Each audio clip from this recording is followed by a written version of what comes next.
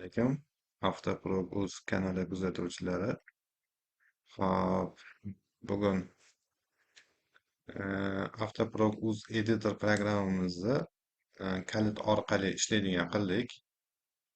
Ya'ni e, USB ключ bo'ladi fleshka. O'sha fleshka orqali programmamiz ishlaydi. Fleshkasiz ishlamaydi. Fleshkasiz programmamizni ochganimizda mana bunaqa yozuv chiqadi.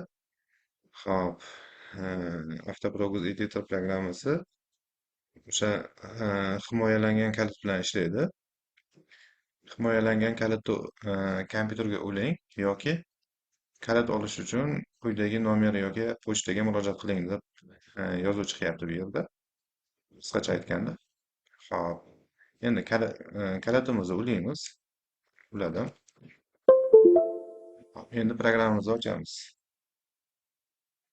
Avtoprog.uz editor ochildi. Mana hozircha modullarimiz yo'q. Pustoy holatda. Bunda modullar ko'p. Men hozir misol uchun 3 tasini ko'rsatyapman.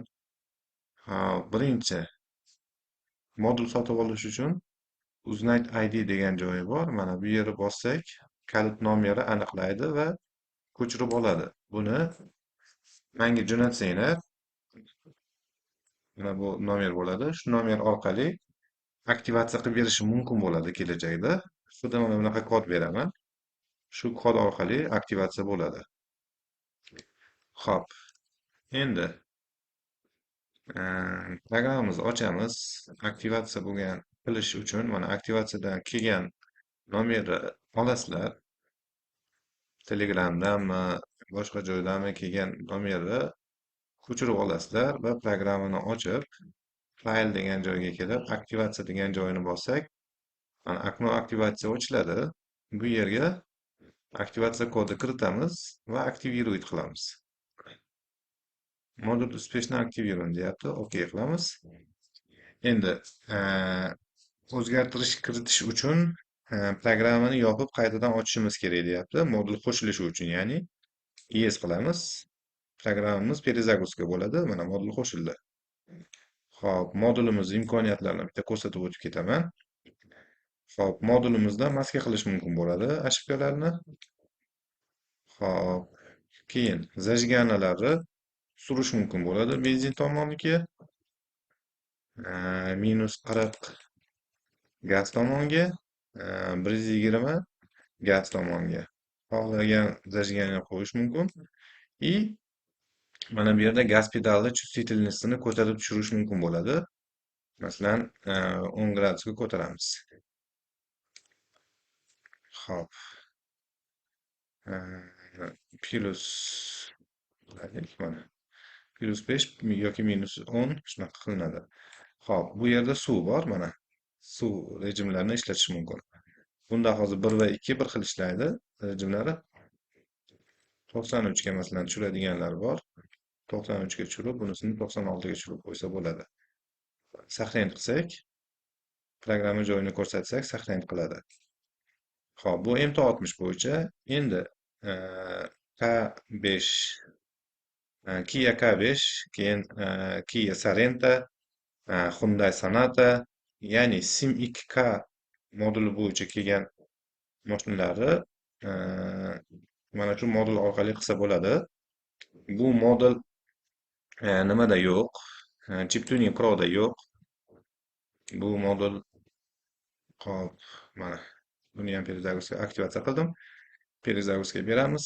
Tak, bu modulni ham aktivatsiya qilib olay, sразу ko'rsataman. Bu modul Kefiko, ya'ni Kia Sonet yangi chiqqan mashina. Xuddi o'sha Kia Sonetni redaktor qilish uchun kerak bo'ladi. Xo'p, mana buni ham aktivatsiya qilib oldim. Mana Sim2K 250 ochildi. Hozir buni ham ishlashini bitta ko'rsatib beraman. Xo'p, mana bu yerda mana Hyundai Sonata bor, Kia Seltos bor, Kia K5 bor. Sorento deb adashman. Kia Seltos, Sonata и K5 variantlari. Xo'p, K5 ko'ramiz. K5da ham ошибкаlarni o'chirib yoqsa bo'ladi. Bu shuncha ошибкаlarni hammasini o'chirib yoki yoqish mumkin bo'ladi. Hop, zajiganalari mana sursak bo'ladi, ko'tarsak bo'ladi, mana ko'tarilyapti yoki tushirsak bo'ladi. Ikkinchi zajigani, uchinchi zajigani. E, gaz uchun moslashga 120 gradusga moslasa bo'ladi yoki -40 ga moslasa bo'ladi.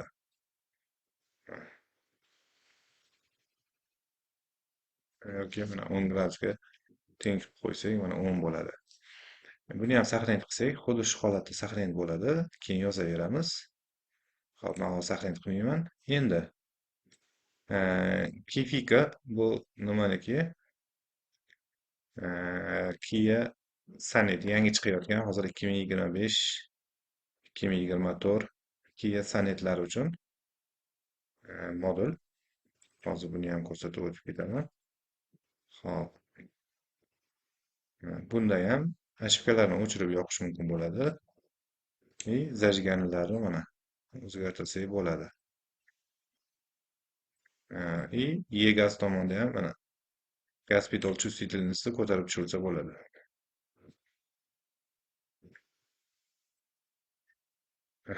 Xuddi shu. Endi bizda дальше yana azdelkalar bor. E37, 39, 39A, E78 bor. Ularda prinsip xuddi M60 ga o'xshab ishlaydi. Keyin azdelka E83 bor. Spark uchun Sim 2K 243 bor. U modullar hammasi dalshi qo'shilsa qo'shilib ketaveradi. Tilda tayyor bor. Hozir men просто video cho'zilib ketmasligi uchun test uchun qildim. Xudo xohlasa shu videomiz shundan iborat edi. Avtoprog uzluq kuzatishda davom etinglar. Agar savol va takliflar bo'lsa, videoda, kommentariyada yoki Telegram orqali murojaat qilib